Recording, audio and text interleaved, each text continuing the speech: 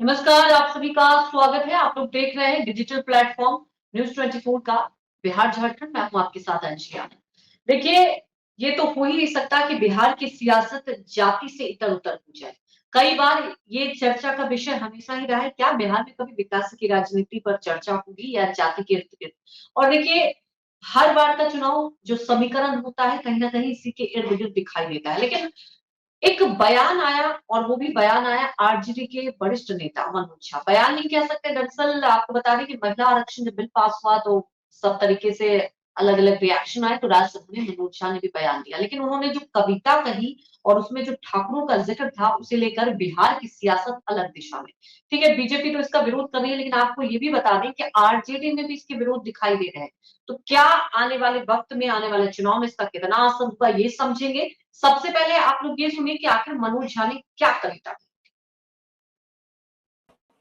मिट्टी तालाब की, तालाब ठाकुर का, भूख रोटी की, रोटी बाजरे की, बाजार खेत का, खेत ठाकुर का, बैल ठाकुर का, हल ठाकुर का, हल की मूठ पर हथेली अपनी, फसल ठाकुर की, कुआं ठाकुर का, पानी ठाकुर का, खेत खलिहान ठाकुर के, गली मोहल्ले ठाकुर के, फिर अपना क्या, गांव, देश, शहर।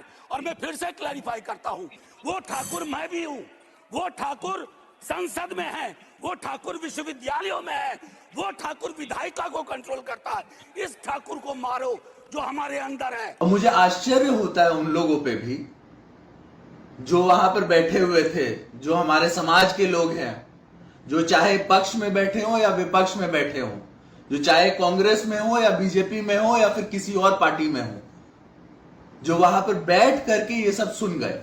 कौन जाति है, कौन क्या जाति है, उससे हमको कोई मतलब नहीं है। इंसान धर्म बहुत बड़ा धर्म है और अपने आप में इंसान धर्म बहुत बड़ा धर्म होता है, इसलिए इंसानियत होना चाहिए। सबसे पहले हम ये जानते हैं। ये प्री प्लान बयान है। आप कविता पढ़ रहे हो, कविता के बाद कहते हो कि हमारे अंदर के ठाकुर को मारो। क्या संदेश देना चाह रहे हैं आप? कहते हैं कि हमारे अंदर के रावण को मारो, राक्षस को मारो, हमारे अंदर के ब्राह्मण को मारो। आप ये कहते, आप ठाकुर शब्द का इस्तेमाल करके कहीं न कहीं ठाकुरों का अपमान कर रहे हैं।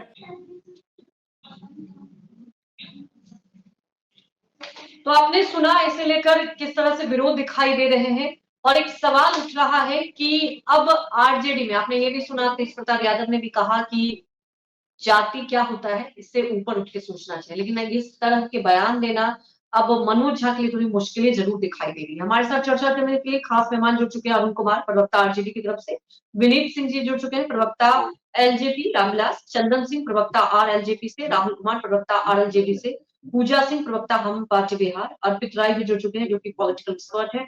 हमारे सहयोगी सौरभ कुमार भी हमारे साथ जुड़ चुके हैं।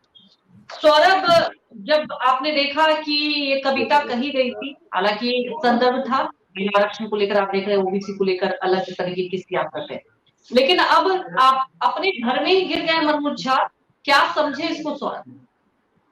जी बिल्कुल, मनोज झा ने जिस तरीके से कविता कही, उनका मतलब क्या था ये तो उसमें तो हम नहीं जाना चाहते हैं, लेकिन निश्चित तौर पर 5 दिन के बाद जिस तरीके से आनंद मोहन के जो बेटे हैं, आरजेडी के जो विधायक है चेतन आनंद ने जिस तरीके से मनोज झा पर सवाल खड़ा किया, और उसके बाद एक नेताओं का बयान आने लगा, वो चाहे आरजेडी के हों, बीजेपी के हों या फिर जदयू के हैं, सभी ने मनोज झा का जो संबोधन था उसका विरोध किया।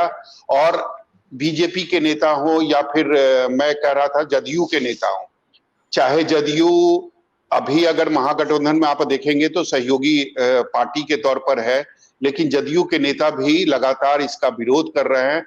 और कुछ नेताओं से जब हमने बात की तो उन्होंने कहा कि ये केवल एक जाति को नीचा दिखाने के लिए राज्यसभा में ऐसा संबोधन दिया गया है। और निश्चित रूप से अगर आनंद मोहन की बात करें तो उन्होंने कहा कि अगर मेरे सामने इस तरीके का बयान अगर मनोज झा देते तो मैं उनका जीव निकालकर सभापति की तरफ उछाल देता। तो निश्चित तौर पर मनोज झा का जो संबोधन था उस पर पूरे कहें तो बिहार के सियासत में घमासान मचा हुआ है, चाहे आरजेडी की बात हो, जदयू की बात हो या बीजेपी की बात हो, सभी विरोध कर रही है। हालांकि कुछ ऐसे भी नेता हैं जो बीजेपी विरोध कर रही है, ठीक है, वो तो आप समझते हैं सियासत, लेकिन क्या ना घर में ही, जैसा कि आपने बताया कि घर में ही देखिए कैसे विवाद हो गया। तो सौरभ, आने वाले वक्त के लिए एक क्या जो बीजेपी कह रही है कि जानबूझकर, ये तो वक्त ही बताएगा। अरुण जी से रिएक्शन ले लेते हैं सौरभ। अरुण जी देखिए, आरजेडी बार बार ऐसा क्यों कर जाती है? एक तरफ वो बयान देते हैं, हमने सुनाया रिएक्शन, तेज प्रताप यादव भी इस बयान से सहमत नहीं है। सबसे बड़ी बात है जेडीयू आपका सहयोगी दल वो भी सहमत नहीं है। मुझे याद है तेजस्वी यादव कई बार ही कहते हैं, उनके बयान अगर मैं पिछले देखूं कि जो गलती हुई थी हम लोग नहीं दोहराएंगे, हम लोग सब साथ लेकर चलेंगे। इनफैक्ट उन्होंने स्वर्ण से भी टिकट भी दिया था। तो अरुण जी, क्या ये चुनाव के मद्देनजर, क्योंकि बीजेपी बार बार कह रही कि सोचे समझे ये बयान दिया गया है, क्योंकि सबको केंद्रित करना है, सभी जो जाति है, जो निचले जाति है, उनको केंद्रित करना है, उनको दिखाना है कि आप उनके हितैषी हैं, इसलिए बयान दिया गया इस तरह का? अरुण जी देखिए अंजलि जी, आपने आदरणीय मनोज झा जी का विजुअल शॉट करके चलाया, लेकिन पूरा नहीं चलाया। उन्होंने मुझे समझ नहीं आता मीडिया, क्योंकि आपने पूरा मैंने सुनाती तब तो और भी विवाद, पूरा ही विवाद आपके पार्टी के नेताओं का पूरा, तो उन्होंने कविता में वही कहा और इसे लेकर विवाद है। मैं कुछ नहीं कह रही, आपकी पार्टी के अंदर ही विवाद हो रहा है। आप विजुअल में मनोज झा जी अपने वक्तव्य, वो जो ओम प्रकाश वाल्मीकि जी का कविता रखने से पहले उन्होंने क्या कहा? उन्होंने स्पष्ट कहा यह जो कविता है किसी जाति विशेष का प्रतीक नहीं है। तो फिर मामला कहाँ है? और ओम प्रकाश वाल्मीकि जी ने जिस दौर में इस कविता को लिखी, समझाइए जरा, अपने पार्टी में क्यों नहीं आप समझा रहे? सुनिए तो जिस दौर में इस कविता को लिखा ओम प्रकाश वाल्मीकि जी, आप जानते ही हैं, वो बड़े साहित्यकार थे, रचनाकार थे। देश और दुनिया में कई सम्मान से उन्हें सम्मानित किया गया। 80 के दशक में एक कविता लिखा गया, जबकि उस समय में सामंतवाद चरम पे था, अधिनायकवाद चरम पे था। अगर किसी जाति विशेष को लेकर यह कविता उन्होंने लिखी होती और वह उत्तर प्रदेश में जन्मे ओम प्रकाश वाल्मीकि जी, और उस उत्तर प्रदेश में, बिहार में तो राजपूत समाज ठाकुर टैटी लगाते भी नहीं है, वहां लगाते हैं, लेकिन वहां उस समाज के लोग उस समय दफना दिए रहते। लेकिन यह स्पष्ट है, वह जो कविता है ओम प्रकाश वाल्मीकि जी का, उस कविता का जो उल्लेख हमारे माननीय सांसद मनोज झा जी ने किया, उस कविता का किसी जाति, धर्म और किसी अति से नहीं है। और उन्होंने स्पष्ट कहा ये जो है, ये जो ठाकुर है सबों के बीच है, वो ठाकुर जो अन्याय करते हैं, जो ठीक है, मैं समझ गई कि उनका किसी को टारगेट करने का मकसद नहीं था, वो कविता किसी संदर्भ में सुनाए थे। लेकिन मेरा सवाल ये, अरुण जी शायद आपने सवाल सुना, तो अपनी पार्टी में क्यों नहीं समझा पा रहे हैं इस बात को? विरोध तो आपकी पार्टी में भी हो रहा है, सहयोगी दल भी कर। अंजलि जी आप तो अच्छी तरह जानते हैं, अंजलि जी आप तो अच्छी तरह जानती हैं, देश ही नहीं बल्कि पूरा दुनिया भारतीय जनता पार्टी और संघ के एजेंडे से अवगत हो गया। संघ और भारतीय जनता पार्टी के लोग जो व्हाट्सएप यूनिवर्सिटी चलाते हैं, कभी कभी हमारे माननीय विधायक भी दिग्भ्रमित हो जाते हैं। कभी कभी तो आप लोग जैसे वरिष्ठ पत्रकार जो है वो भी दिग्भ्रमित हो पाते हैं, पुष्टि नहीं कर पाते हैं सही खबर है या गलत खबर है। तो इसलिए तमाम जो लोग दिग्भ्रमित हैं, जो लोग आहत हैं, कहते हैं हमारे समाज को चोट किया गया, तो उनको बार बार लोकसभा के अंदर दिया गया जो बयान है, भाषण है आदरणीय मनोज झा जी का, उसे सुनना चाहिए, सुन के सबक लेना चाहिए। सौरभ जी बिल्कुल अरुण सौरभ जी बिल्कुल अरुण जी से मेरा सवाल ये है, अरुण जी सीधे तौर पर आप ये कहना चाह रहे हैं कि आपके जो विधायक है चेतन आनंद, या उनके जो पिता हैं पूर्व सांसद आनंद मोहन, वो बीजेपी के प्रभाव में है, आप ये कहना चाह रहे हैं सीधे तौर पर? नहीं, मेरा कहने का मतलब है हम कौन क्या बोल रहा है हमको उससे कोई मतलब नहीं है। किसी नहीं, की अपनी आपके पार्टी के नेता हैं और विवाद उन्होंने ही शुरू की, उसके बाद ही। आनंद मोहन जी हमारे पार्टी के नेता नहीं हैं। नहीं, मैं चेतन आनंद की बात कर रहा हूं, मैं चेतन आनंद की बात कर रहा हूं, वो आपके, मैं लवली आनंद की बात कर रहा हूं, मैं चेतन आनंद की बात कर रहा हूं, ये आपके पार्टी के नेता हैं दोनों। चेतन आनंद जी तो हम तो बता ही रहे हैं, भाजपा के व्हाट्सएप यूनिवर्सिटी द्वारा जो भ्रम फैलाने का काम किया जाता है, उस तरह का अफवाह फैलाया जाता है, वैसे अफवाह का शिकार हुए हैं। तो ये दूर करने की ये दूर करने की जिम्मेदारी किसकी है? आप क्यों नहीं उनको बुला रहे हैं या उनके पास जा रहे हैं? उनका जो भी वो जो भी भ्रमित हुए हैं उसको दूर करने की कोशिश क्यों नहीं कर रहे हैं?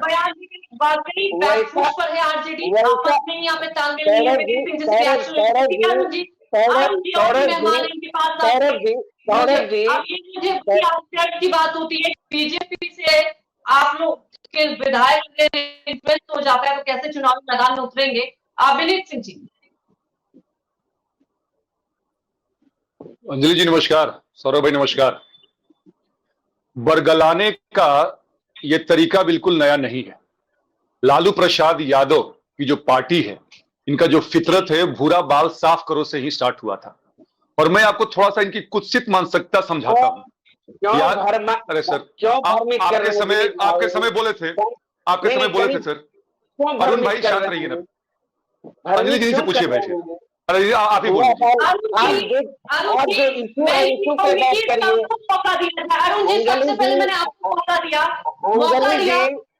अंजलि जी, हम लोग डिबेट में भ्रमित करने वाले बातों को सुनने के लिए नहीं बैठे हैं। किसी एक जिम्मेदार चैनल का ये काम नहीं है कि हम लोग दिग्भ्रमित करने वाली बातों को सुनने के लिए नहीं बैठे। हमने अपने तरीके से बयान नहीं दिया है। आप मीडिया पे बार बार जो सवाल उठाते हैं अरुण जी, ये कहीं से उचित नहीं है। ये सवाल अंजलि जी, मेरा बयान आपकी पार्टी की तरफ से आया, हमने आप अपने नेताओं को समझाएंगे, हम अपनी जिम्मेदारी को बखूबी समझते हैं। सौरभ मौजूद है, खुद रिएक्शन लिया था। अरुण जी देखिए, डिबेट कभी सकारात्मक होगा, चर्चा में बिल्कुल। आप विनीत भाई जो अरुण जी आप अपनी बात, अरुण जी आप अपनी बात बोल लिए, अब दूसरे को भी बोलने दीजिए। जरूरी नहीं है कि जो आप बोल रहे हैं ना, आपके पार्टी के प्रवक्ता सभी नहीं बैठे हुए हैं, जो आप सुनना चाहते हैं सभी वो बात नहीं करेंगे, इसलिए सबको सुनिए। अरुण जी, उसके बाद आपको भी मौका दिया जाएगा। अभी आप शांत हो जाइए। हाँ विनीत जी बोलिए, आप अपनी बातों को रखिए।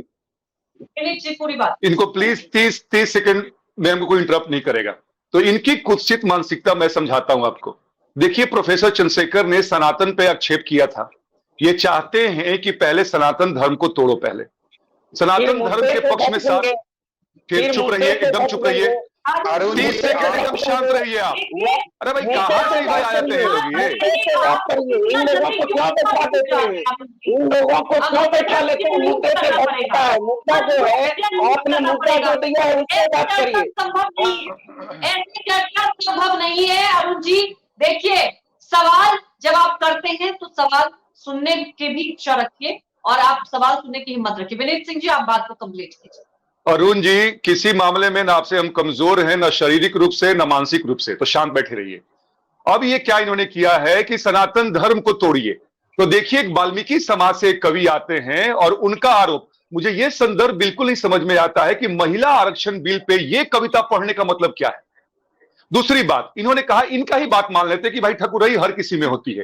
हालांकि परंपरागत तरीके से ठाकुर मतलब राजपूत होता है, लेकिन अगर हम बिहार की बात कर ले तो भूमियार भाइयों का भी भूखंड बहुत था, वो भी सामंत थे। तो क्या उन्होंने भूमियारों का बोला है? इतनी चतुराई से अपने जात का नाम नहीं लिया, क्योंकि उनको उसी समाज में लौटना है, कपड़े फाड़ देंगे उनके। यादवों का नहीं लिया है। 1990 से लेके 2015 तक, 1900 से लेके 2005 तक जंगल राज में क्या यादवों की दबंगई की से छुपा हुआ था? तो अगर उस ठकुरई की बात कर रहे हैं तो यादव को भी लेना चाहिए था नाम। और अगर आपका दिल इतना साफ था तो आप बोलते कि भाई अपने अंदर जो राक्षस है उसको मारते, रावण को मारते, जो कि घमंड का प्रतीक है, वो काम नहीं करेंगे। ये घमंडिया गठबंधन इनका मुद्दा विहीन राजनीति है। अब तक कॉमन मिनिमम प्रोग्राम नहीं बना है, संयोजक नहीं बने, कुछ नहीं बने हैं। बात करते हैं ठाकुर का कि चूल्हा मिट्टी का, मिट्टी तालाब का।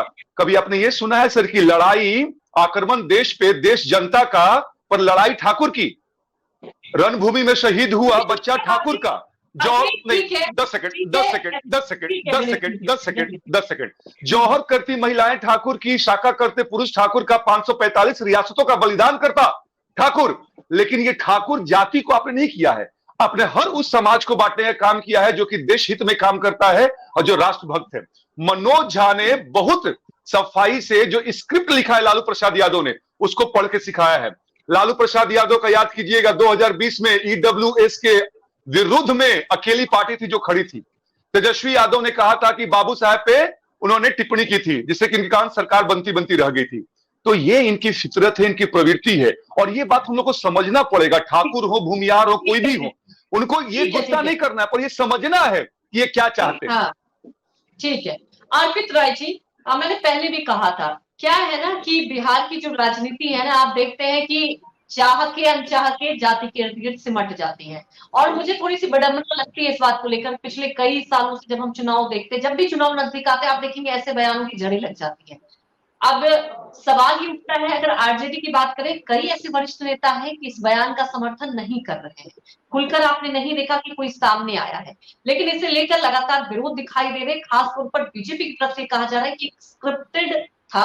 तो क्या वाकई हम इसे चुनाव के मद्देनजर समझे इस बयान को? अर्पित जी, अंजलि जी, सबसे पहले तो मैं बताना चाहूंगा कि ये कविता 2014 के जयपुर लिटरेचर फेस्टिवल में इरफान खान साहब ने भी की। हमारे late actor mister Irrfan Khan ने भी इसका उच्चारण किया था जयपुर लिटरेचर फेस्टिवल में 2014 में। उस समय कोई कंट्रोवर्सी नहीं हुई कि किसी जाति विशेष को लेके या किसी व्यक्ति विशेष को लेके ये उन्होंने कविता पढ़ी। वहां पे ठाकुर शब्द का प्रयोग इस कविता में एक संकेतात्मक प्रयोग है। विनीत सिंह ने बिल्कुल सही बात कही कि बिहार के अंदर भूमिहारों के पास भी एक अच्छा खासा भूखंड हुआ करता है। ठाकुर तो शब्द बाद में ओरिजिनेट हुआ है। अगर आप कायदे से देखा जाए तो हमारा समाज 4 जाति में बांटा गया था, जिसमें क्षत्रिय शब्द का प्रयोग किया गया है वॉरियर कम्युनिटी के। ठाकुर शब्द बाद में ओरिजिनेट हुआ जब सामंतवादी ताकतें बढ़ी, जब सामंतवादी मानसिकता बढ़ी। इस कविता का जो प्रयोग, इस कविता में जो ठाकुर शब्द का प्रयोग किया गया है, ये एक सामंतवाद को दर्शाता है। ये किसी जाति विशेष, किसी व्यक्ति विशेष का नहीं है। रही बात मनोज झा जी की, मैं इस बात से बिल्कुल सहमत हूं कि उन्होंने लास्ट में जो ये शब्द का उच्चारण किया कि अपने अंदर के ठाकुर को मारो, अपने अंदर के ठाकुर की जगह अगर वो ये कह देते कि अपने अंदर के सामंतवादिता को मारो, तो प्रॉब्ली इतनी बड़ी कंट्रोवर्सी नहीं होती। समय ये आ गया है कि हमारे बिहार के राजनेताओं को अब जात पात धर्म से ऊपर उठ के मेजर इश्यूज को काउंटर करना चाहिए, जिसमें निरक्षरता है, गरीबी है, लेकिन आज भी ये जानबूझ के ये सब जाति व्यक्ति विशेष को लेके ये सब जो राजनीति चलती चली आ रही है, ये चुनाव के मद्देनजर ही कुछ ना कुछ कंट्रोवर्सी का, इस पे कोई भी आप मना नहीं कर सकते। बिल्कुल। चंदन सिंह जी, मैं ये हर राजनीतिक दल से, ठीक है आप लोग आरजेडी को कहेंगे, आरजेडी जेडी, लेकिन क्या है ना कि बिहार में चाहे बीजेपी की भी बात कर लें, चाहे किसी दल की मैं बात करूं, क्या है ना कि जाति से ऊपर ही नहीं उठते। अर्पित राय ने बहुत अहम बात की, ठीक है विरोध भी कर रहे हैं, और विनीत सिंह जी की बात में एग्री करती हूँ, इसमें विरोध तो करना ही नहीं चाहिए। आप लोग क्यों नहीं केंद्रित करते हैं? बिहार में तमाम मुद्दे हैं, जो युवा हैं आप देखते पलायन कर रहे, इस मुद्दे पे तो मुझे याद ही नहीं है बयानबाजी होती है। ठीक है, अगर आरजेडी ने ऐसे बयान दिया तो कम से कम दूसरी पार्टी तो इस बयान को आप तूली मत दीजिए, आप जनता के मुद्दे उठाइए, तो मुझे लगता है वो ज्यादा फिजिबल रहेगा। लेकिन क्या है कि मजबूरी है वहां पे जाति पे राजनीति करना। चंदन अंजलि जी, हम लोग अपने बयान में बराबर बिहार को केंद्र में रखते हैं, वो चाहे रोजगार हो, स्वास्थ्य हो, शिक्षा हो या पलायन हो, लेकिन सरकार सुनने का काम नहीं करती है। अब यहाँ पर हम लोग के बिहार में कहावत है कि सूप के बिया में फुर्ती के, कहाँ महिला आरक्षण पे चर्चा हो रहा था सांसद, और वहां आप एक ऐसा कविता कोट करते हैं जिससे स्पष्ट रूप से लग रहा है कि आप टारगेट कर रहे हैं। अब टारगेट कर रहे हैं तो टारगेट करने वाले भी राष्ट्रीय जनता दल के हैं, और उस टारगेट का जवाब जो है उस बयान का जवाब भी उसी दल के लोग दे रहे हैं। अब चेतन आनंद जी की तरफ से बयान आया कि भाई आप अपने नाम के आगे से आप झा हटा लीजिए। अरे चेतन आनंद जी, आप जिस दल में हैं आपको तो त्याग पत्र देकर आपको अपना विरोध दर्ज कराना चाहिए था। आपके पिताजी आदरणीय आनंद मोहन जी अब बिहार में घूम के कह रहे हैं कि हम एक रैली करेंगे, राजपूत रैली करेंगे। तो कहीं ऐसा तो नहीं कि आप लोग को एहसास हो गया है कि जो तेजस्वी प्रसाद यादव का A to Z का फार्मूला था वो बिहार में ध्वस्त कर गया है। और लगातार राष्ट्रीय जनता दल के नेता और वरिष्ठ मतलब आप कहिए तेज प्रताप यादव की तरफ से जब कहा जाता है रघुवंश बाबू को कि एक लोटा पानी थे, आप समझ रही हैं कि राजपूत सम्मान उनके स्वाभिमान पर कितना कुठाराघात है। EWS संसद में जब बहस हो रहा था और राष्ट्रीय जनता दल ने वॉकआउट किया, आप उसका विरोध करते हैं। तो किस तरीके से ये समाज आप पर विश्वास व्यक्त करे। तो हमको ऐसा लगता है जी ये टारगेट है और इस पर हम लोग नहीं चाहते हैं कि कोई वाद विवाद हो, लेकिन इसी बिहार में आपको 6 राजपूत परिवार का एक साथ नरसंहार होता है। और लालू प्रसाद यादव के समय में जितना नरसंहार इस बिहार में राजपूतों का हुआ है वह शायद ही किसी और समाज का हुआ हो। भाग्य से अगर समाज को अगर समेट कर नहीं रखेंगे तो इस बिहार में रहना मुश्किल हो जाए। जिक्र किया था मेरी तेजस्वी यादव, मुझे याद है A to Z की बात करते आए हैं और उन्होंने ये भी बात दोहराई थी कि वक्त बदल गया है। उन्होंने माफी तक मांगी थी, आपको अगर बयान याद होगा। तो क्या तेजस्वी यादव जिस दिशा में पार्टी को लेने की सोच रहे हैं, जिस दिशा में आगे, क्योंकि युवाओं की बात करते हैं कई बार, लेकिन कई बार उन्हीं के पार्टी के नेता अलग चले जाते हैं, तो क्या वाकई A to Z पर काम हो पाएगा आरजेडी में या संभव होता हुआ दिखाई नहीं देगा? राहुल देखिए अंजलि आनंद जी, सबसे पहले बात तो ये है कि तेजस्वी जी युवा हैं, लेकिन जिस युवा सोच के साथ इस देश को, बिहार को और उनकी पार्टी को बढ़नी चाहिए था, दुर्भाग्यपूर्ण है कि उनकी पार्टी के लोग बार बार कहीं न कहीं पीछे की तरफ मेरी आवाज आ रही है? हाँ हाँ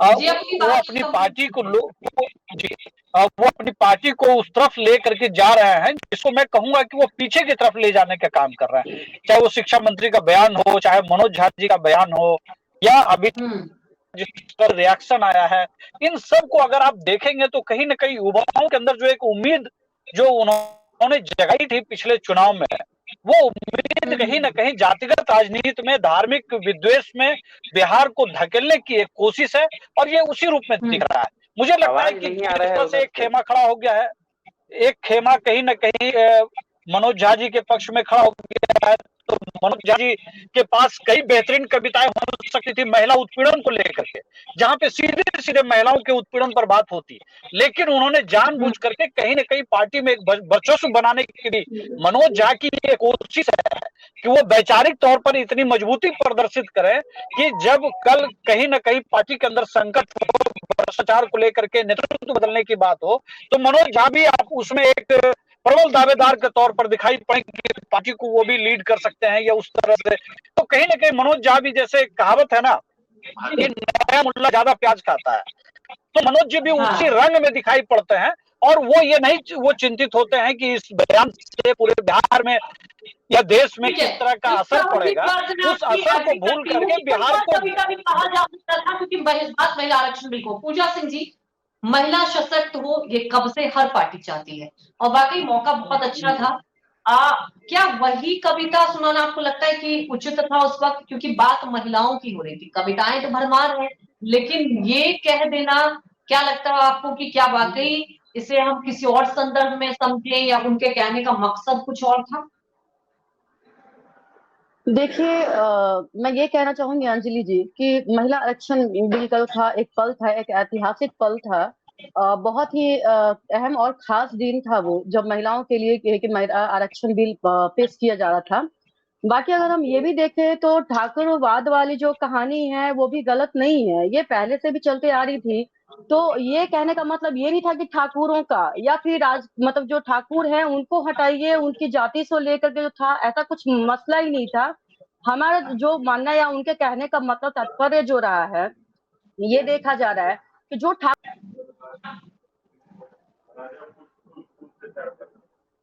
है और उनको हटाना चाहिए, वो उनको इसलिए हटाना चाहिए क्योंकि देखिए हम जहां तक भी देखे हैं कि जमीन सही में ठाकुरों की होती है, मेहनत कोई और करता है। जब हम कुआं की खुदवाई भी करवाते हैं तो जो है कि जो गरीब होते हैं, जो पिछड़े लोग होते हैं, वो करते हैं। बाकी जो है कि कुआं का पानी किसका होता है, वो तो ठाकुरों का लेकिन होता है। बात ये है कि वो वक्त और मुझे नहीं लगता वो नजाकत से अरे नाम लिखती है पूजा सिंह। समय में आप हैं, वो भी उस समय नहीं में कर आप रही है। जी रही हैं। नहीं विनीत जी, हम किसी मांझी जी की बात नहीं ले रहे हैं। नहीं सुनिए सुनिए सुनिए अंजलि जी, नहीं पूजा जी, आपसे ये आशा नहीं थी। मांझी जी का जो बयान जो है आप उस पर बात कर रही हैं। वो वक्त गलत था, वो समय गलत था, ठीक है। बात गलत था तो ये आज का कहना, संदर्भ मतलब अंजलि जी 15 सेकंड किसी 15 जाति पर सेकंड टिप्पणी करना अगर ऐसा है तो मुझे नहीं लगता। और अंजलि जी 15 सेकंड नहीं टिप्पणी नहीं अंजलि होना जी 15 चाहिए, सेकंड टिप्पणी नहीं होना चाहिए, अंजलि जी हम 15 ये नहीं सेकंड कह रहे। मगर अगर हम ये कहना चाहें कि ठाकुर वैद वाली सोच है, अगर उसको हटाया जाए। गरीब कौन छात्रों को अंजलि जी 15 सेकंड देती है तो आपके पेट में दर्द होता है।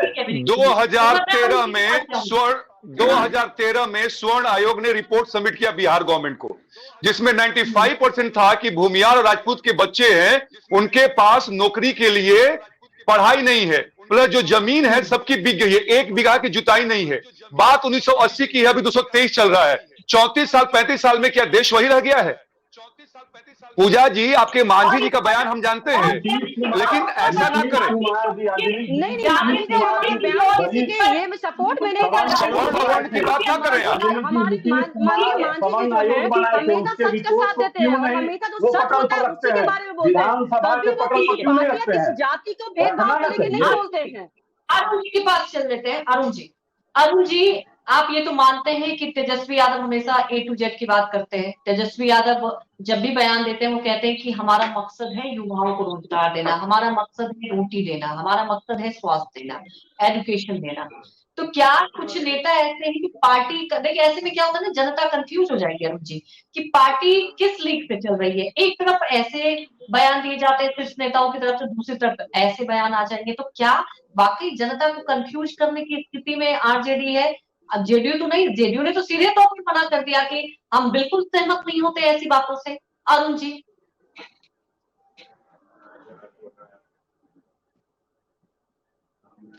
क्या सुन पा रहे हैं? देखिए, हमारी पार्टी A to Z की बात करती है, जबकि उसको हमारी पार्टी A to Z की बात करती है, सामाजिक न्याय की बात करती है, सामाजिक सौहार्द की बात करती है। और जहां तक जिस मुद्दे पे हाय तौबा, खास करके बिहार में ही इस तरह के भाजपाई कर रहे हैं, कहीं कोई इस मुद्दे पर कहीं कोई बात नहीं है। लोकसभा में उनका जो बयान था किस संदर्भ में था, बार बार देखने की चीज है। कई हमारे साथी अभी बोल रहे थे महिला आरक्षण बिल पर ये उदाहरण क्यों देना था, ये कविता क्यों पढ़ना था। इस सरकार को बताने का उन्होंने काम किया। गला भी मिलते हो और गला भी दबाने की बात करते हो। सरकार के अंदर में जो ठाकुर है, अहंकार है, सामंतवाद है, उसको मारना चाहिए। और उस अहंकार चंदन जी शांत हो जाइए। चंदन जी सुन तो लीजिए। अगर जी जी बोलिए अरुण जी। सौरभ जी, मनोज झा जी ने तो यही कहा सरकार से कि आपके अंदर जो अहंकार है, सामंतवाद है, वो जो ठाकुर है उसको मारिए। अगर सरकार उस ठाकुर को मार दिया रहता तो निश्चित रूप से जो डिमांड था देश के विपक्षी पार्टियों का, महिला आरक्षण बिल में ओबीसी वंचित समाज के लोगों को आरक्षण की बात होती, लेकिन कहाँ है? हर जगह उन्होंने इंडिकेट किया। हाउस में मनोज झा जी ने, विश्वविद्यालय में आपके देखिए वैसे ठाकुर बैठे हुए हैं, कार्यपालिका में बैठा हुआ है, यहाँ तक पत्रकारिता जगत में भी है। न्याय नहीं मिलना चाहिए, न्याय सबको मिलना चाहिए। अंजलि जी, आप अभी एंकर की भूमिका में है, आपका क्या? एक मिनट, अंजलि जी,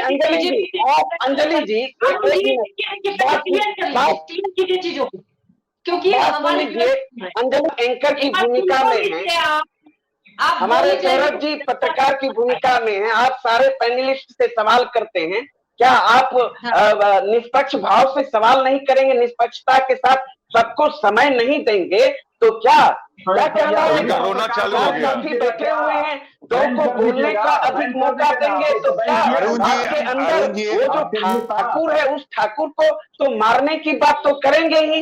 राष्ट्रीय जनता दल याद करिएगा हमेशा अधिनायकवाद और सामंतवाद के खिलाफ लड़ी है और लड़ते रहेगी। सही बात है। लड़ रहे थे एक साथ ही 90 के पहले चल जाके अपने प्रदेश में देश बताइए ना। जिस तरह का अधिनायकवाद था इस समाज में, खास करके बिहार में गरीब गुरबा बोल नहीं पाते थे, दलित हो पिछड़ा हो चाहे अगरी जाति का ही गरीब क्यों नहीं हो। आज तमाम लोग लालू यादव जी ने जो सामाजिक परिवर्तन लाया, सामाजिक न्याय का नारा दिया, सबको सम्मान दिया, उनके हक हकूक की लड़ाई को जो लड़ा, आज हर समाज के लोग अरे हो गया, सुने हुए हैं के लिए आवाज बहुत बार सुने हुए हैं, बोलते हैं, इसको रटना मत बोलिए, बहुत रिटॉरिक सुने हुए हैं हम लोग। और अभी भी कई पॉइंट पे अभी भी आजाद हम नहीं हुए हैं। वही तो 4 बार जेल भी हो गया है, आप कहते बेल पे भी बाहर है, साथ सबका विकास है, दूसरी चारा भी खाए हैं, खंजर भोगते हैं दलितों के पीठ पर, अति पिछड़ों के पीठ पर, ओबीसी के पीठ पर। अंजलि जी, जो लोग नियमित लगातार बोल रहे हैं, मनोज झा जी का संदर्भ लेकिन भारतीय जनता पार्टी के लोगों को तो खास करके बिहार में कोई मुद्दा है नहीं। अभी देखिए बयान हम सुन रहे थे मांझी साहब का, उन्होंने भी सही मनोज झा जी के बयान को ठहराया है। सबकी जिनके पास जमीन होगा वो उस बयान का समर्थन करेगा, क्योंकि वह बयान किसी जाति विशेष को लेकर नहीं है, स्पष्ट उन्होंने कहा है सदन में। तो इस पर हाय तौबा मचाने की बात नहीं। अरे टीम को तो चुप कराइए पहले।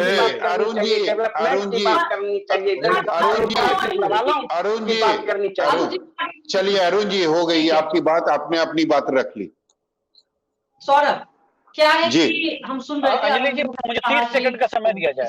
अंजलि जी मुझे सिर्फ 30 सेकंड का जवाब देने का मौका दिया जाए। अरुण जी भाग निकले। राहुल जी आपके पास आते हैं, चंदन जी के पास भी आएंगे। एक सेकंड सौरभ से मैं रिएक्शन। अंजलि जी मेरे पास भी प्लीज। जी जी बिल्कुल बिल्कुल, सबके पास आएंगे। एक रिएक्शन मैं सौरभ से लेना चाहूंगी, बाद मैं आप सबके पास आऊंगी। सौरभ आपने क्या सवाल? बीजेपी से इन्फ्लुएंस हो गए, फिर आप देख ही रहे वो बयान का, क्योंकि इसमें ना आरजेडी में 2 फाड़ दिखाई दे रहा है सौरभ। लेकिन ये मुझे बताइए आने वाले वक्त के लिए क्या वाकई इस बयान का एक बुरा इम्पैक्ट होगा खुद के पार्टी में, आरजेडी की बात अगर मैं करूं?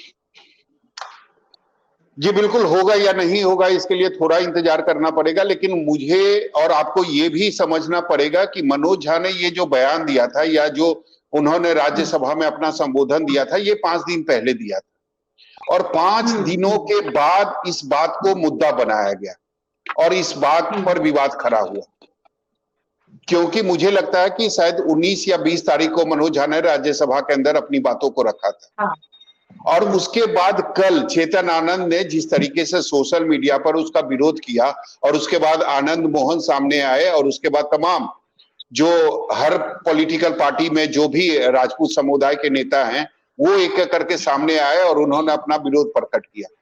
तो ये भी समझने वाली बात होगी कि इसके पीछे की कहानी क्या हो सकती है। क्या सचमुच में मनोज झा का जो भाषण था या उनका जो उन्होंने जो संबोधन किया था वो सचमुच में उन्हें बुरा लगा था? क्योंकि ये बात भी समझना जरूरी है, क्योंकि मनोज झा बार बार वो कह रहे थे कि वो ठाकुर आप भी हो सकते हैं, वो ठाकुर मैं भी हो सकता हूं, वो ठाकुर कोई भी हो सकता है। लेकिन उसके बाद निश्चित तौर पर मनोज झा के कहने का तात्पर्य वो नहीं था जो आज मुद्दा बनाया जा रहा है। लेकिन अगर मुद्दा 5 दिनों के बाद बनाया जा रहा है तो उसके पीछे कोई और भी कहानी हो सकती है। जिस तरीके से आने वाले दिनों में आनंद मोहन बिहार की राजनीति में एक्टिव हुए हैं। बिहार में जाति कितने मुद्दे रहते हैं और ये आप देखते हैं कि एक बार बयान आ गया, आप उस पर आप बिल्कुल सही कह रहे हैं कि एक स्ट्रैटेजी तो दिखाई और एक रणनीति, और ये देखिए हर पार्टी करती है। सौरभ, राहुल जी आपको कुछ कहना चाहते हैं? अंजलि जी मैं सरकार राहुल जी आपका ऑडियो देखना चाहता हूँ। राहुल जी आपका ऑडियो बिल्कुल नहीं आ रहा, मैं दोबारा आपके पास आऊंगी। अभी आपका ऑडियो बिल्कुल सुनाई नहीं दे रहा। विनीत सिंह जी से रिएक्शन ले लेते हैं। विनीत जी। अंजलि जी, मैंने ये सुना था कि राजनीति में मोटी चमड़ी होनी चाहिए थी, और आज देख भी लिया। आज मतलब कि किसी बात को कैसे बुरे तरीके से फंसाया जाता है, जहां तक कि बात को लेके माफी मांगनी चाहिए थी। अभी सौरभ भाई कह रहे थे, सौरभ भाई से थोड़ा सा मैं अलग हूं। समय से इसका लेना देना क्या है सर? हम 5 दिन के बाद उठाएं या 10 दिन के बाद उठाएं, ये बात हुई है ना। और मेरा कहने का मतलब है कि अगर ठाकुर शब्द आपने यूज किया है, तो आपने ब्राह्मण क्यों नहीं यूज किया? आपने यादव क्यों नहीं यूज किया? ठाकुर ही क्यों? कविता क्या वही है? और जो वहां पे बैठे हुए थे, तो मैं उस पर भी ताज्जुब कर रहा हूं अंजलि जी। और दिनकर के शब्दों में, दिनकर 4 लाइन में कहते हैं कि समर शेष है, समर शेष है, पाप का भागी नहीं केवल व्याध, और जो तटस्थ समय लिखेगा उनका भी अपराध। आज समय तटस्थ रहने का नहीं है। जो चीजें गलत हो रही हैं, जो समाज को विखंडित कर रही हैं, उसको आप भर्त्सना करें, उसको क्रिटिसाइज करें, क्योंकि कल जो समय आएगा वो आप पे भी आएगा। फिर हम भी ऐसे ही मुक्त दर्शक बन के बैठे रहेंगे। इनकी नीयत समझिए। नीयत में ये सनातन धर्म को बांटना चाहते हैं, ये स्वर्ण विरोधी हैं, ये दलित विरोधी हैं। खुसरूपुर में एक दलित महिला को निवस्त कर दिया जाता है, अपमानित किया जाता है। जो लोग मणिपुर के लिए हाय तबाह मचा रहे थे, मुख से एक शब्द नहीं निकलता है। ये क्या दर्शाता है? ये यही दर्शाता है कि ये मुद्दा विहीन राजनीति करते हैं और बांट के राजनीति करते हैं। तो इसमें हम सब एकजुट हों और ऐसी ऐसी शक्तियों को फलित नहीं होने दें। नहीं, विनीत जी ने आपने कहा कि टाइमिंग का कोई ज्यादा महत्व नहीं होता है 5 दिनों के बाद भी, लेकिन इसका विरोध हुआ। लेकिन मैं ये जानना चाह रहा हूं ना कि 5 दिनों के बाद क्यों? जिस समय राज्यसभा में मनोज झा ये बोल रहे थे, उस समय भी तमाम पार्टी के नेता वहां मौजूद थे। उस समय विरोध उनका क्यों नहीं हुआ? हमने तो 4 लाइन तो कह दिया आपको कि जो तटस्थ है, समय लिखेगा उनका भी अपराध। वही द्रौपदी का चीरहरण हो रहा था, सब कोई तटस्थ है सर। गलती उनकी भी है, गलती केवल इनकी नहीं है, गलती उनकी भी है। अगर पाप के साक्षी आप हैं, तो आप भी पापी हैं सौरभ भाई। ठीक है, चंदन सिंह जी। अंजलि जी, अगर मेरी आवाज आ रही है, पहले राहुल जी से तो लेते, फिर चंदन सिंह जी। राहुल जी बहुत देर से इंतजार कर रहे हैं। ठीक है राहुल जी, आप अपनी बात रखिए, चंदन सिंह जी की बात जल्दी से, वक्त की कमी है। राहुल जी। हाँ बिल्कुल अंजलि जी, मैं बहुत एक छोटी सी बात करना चाहता हूँ। यहाँ पे कुआं की भी बात हो रही है और ठाकुर की भी बात हो रही है। बिहार सरकार ने पिछले दिनों पूरे बिहार में जो लोग भी भूमिहीन थे, सभी को 3 डिसमिल से 5 डिसमिल देने का वादा किया था। आज भू राजस्व विभाग आरजेडी के पास है। अगर ये चाहते थे कि सभी महिलाओं को समान दिया जाए, महिला आरक्षण बिल में अगर मनोज झा जी वहीं पर घोषणा कर देते कि इस तारीख से हर भूमिहीन परिवार की महिला जो मालकिन होंगी उस घर की, जो नेतृत्व में होंगी उस घर में, उनको हम 3 डिसमिल या 5 डिसमिल जमीन दे देते। सभी का अपना होता, अपना कुआं होता। तो ये संसारण पे उसके बंटवारे पर बात नहीं करेंगे। ये सिर्फ बिहार को जाति और धर्म के विद्वेष को फैलाने की कोशिश होती कर रही है। चंदन सिंह जी से रिएक्शन ले देते हैं। चंदन सिंह जी। देखिए अंजलि जी, इसके टाइमिंग पर जो बात है, अब टाइमिंग पे तो हम बहुत कुछ नहीं कहेंगे, लेकिन इतना जरूर कहेंगे कि राष्ट्रीय जनता दल का जो इतिहास है वह सवर्ण विरोधी है।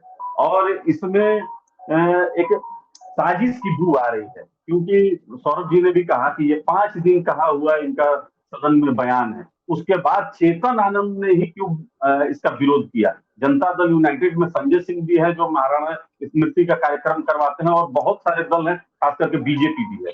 तो इसका मतलब है कहीं ना कहीं राष्ट्रीय जनता दल को ये एहसास हो गया है, क्योंकि इनके नेता बराबर बात करते हैं 85 बनाम 15 की, तो 15 में तो ये सवर्ण को ही रखते हैं ना, और बराबर उनके प्रतीकों पर इस तरीके का अपमानजनक टिप्पणी करते हैं जिससे इनका मनोबल टूटे। तो राष्ट्रीय जनता दल का ये सीधा कुठाराघात क्षत्रिय समाज पर है, और हमको लगता है कि आने वाले समय में इसका इनको माकूल जवाब भी मिलेगा। जबकि इनके प्रदेश अध्यक्ष जगता बाबू इसी समाज से आते हैं, लेकिन उनके भी पुत्र का बयान अगर आप देखिएगा तो नीतीश कुमार जी के प्रति बहुत सभ्य नहीं है। तो एक अलग सवाल उठ रहे हैं, लेकिन इन सब के बीच सवाल रह जाता है। ठीक है चंदन सिंह जी, अर्पित राय जी के पास जाते हैं। एक महत्वपूर्ण सवाल ये रह जाता है कि बिहार का, अगर इस बार हम लोकसभा चुनाव की भी बात करें, हमारे आने वाले वक्त में विधानसभा चुनाव भी होगा, तो ये मुद्दा सर्वोपरि रहेगा जाति। क्या वाकई तमाम ये जो हमारे राजनीतिक दल हैं इससे ऊपर, क्योंकि जो भी बयान आते ठीक है,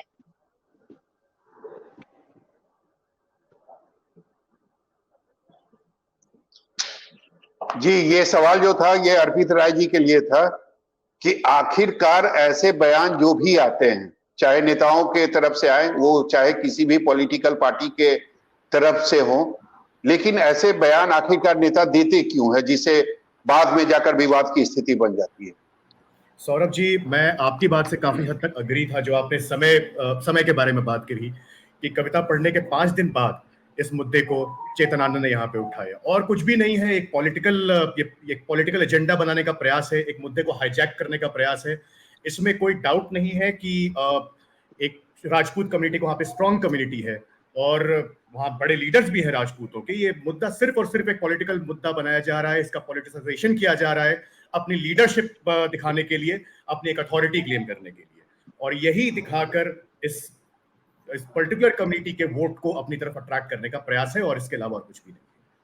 चलिए अंतिम सवाल अरुण जी से। अरुण जी ये बताइए, आपको इसके पीछे, अरुण जी जी राहुल जी बोलिए। इसका एक सवाल का जवाब देना चाहता हूँ मैं। राहुल जी आपकी आवाज ठीक से नहीं आ रही है, प्लीज आप। राहुल जी आपकी आवाज ठीक से। अरुण जी अंतिम सवाल आपसे है, आपको नहीं लगता है कि जानबूझकर 5 दिनों के बाद इसको एक मुद्दा बनाने की कोशिश की गई है, और जो लोग मुद्दा बना रहे हैं उनकी मंशा कुछ और है? बिल्कुल बिल्कुल, और इसके पीछे जो भाजपा का चाल चरित्र साफ उजागर हो नहीं गया। अरुण जी पहले आप अपने नेता के बारे में बोलिए, अपने पार्टी, अपने विधायक के बारे में बोलिए। ये भी तो हो सकता है कि वो आपकी पार्टी से उनको निकलना हो, इसीलिए जानबूझकर कोई मुद्दा बना रहे हैं, मुद्दा खोज रहे थे वो। हमें तो लगता है सौरभ जी, हमारे माननीय विधायक चेतन आनंद जी जो भाजपा का व्हाट्सएप यूनिवर्सिटी के माध्यम से जो दिग्भ्रमित बयान और मैसेज फैला, उसी से वो प्रभावित हो गए होंगे, ऐसा कहीं कुछ बात नहीं है। लेकिन भारतीय जनता पार्टी जिस तरह से आप लोग बिहार में कार्रवाई चेतन आनंद पे, जिस तरीके से भारतीय जनता पार्टी अवमाई हुई है, और नीरज बबलू जी जिस तरह से अनर्गल बयानबाजी कर रहे हैं। अरुण जी मुद्दा तो आप ही दे रहे हैं ना, मुद्दा तो आप ही दे रहे हैं। विवाद की शुरुआत जो है वो तो आरजेडी विधायक ने की। सर यहाँ बिहार में जो लोग चौय चौय कर रहे हैं, क्या देश के सदन में इससे सारे लोग वहां निराक्षर बैठे हुए थे क्या? अगर यह मुद्दा या किसी जात से प्रेरित होता तो क्या यहाँ बिहार में जो उछल कूद कर रहे हैं लोग, उससे काबिल लोग सदन में है ना, देश के अंदर है ना, वहाँ सदन लोकसभा में बैठे सरकार में।